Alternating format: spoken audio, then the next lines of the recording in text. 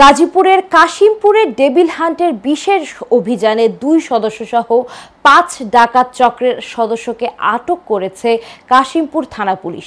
রবিবার রাতে মহানগরীর কাশিমপুরের ১ নং ওয়ার্ড পানিশাইল মোড় মৃধাবাড়ি এলাকা থেকে ডাকাতির প্রস্তুতি চলছে এমন গোপন সংবাদের ভিত্তিতে অভিযান চালিয়ে বাবুল হাওলাদার, শাহজালাল, রাসেল হাওলাদার ও ইউসুফ কারিকর এবং কাউসার মিয়াকে আটক করেছে কাশিমপুর থানা পুলিশ।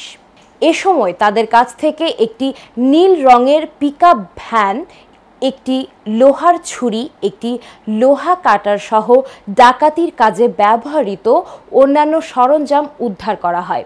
এ বিষয়ে কাশিমপুর থানার অফিসার ইনচার্জ মোহাম্মদ সাইফুল ইসলাম আটকের বিষয়টি নিশ্চিত করে বলেছেন, গতকাল রাতে ডাকাতির প্রস্তুতিকালে ৫ ডাকাত সহ ২ ডেভিল হান্টের সদস্যকে আটক করা হয়েছে। তাদের বিরুদ্ধে মামলা দায়ের করে আদালতের মাধ্যমে জেল হাজতে প্রেরণ করা হয়েছে।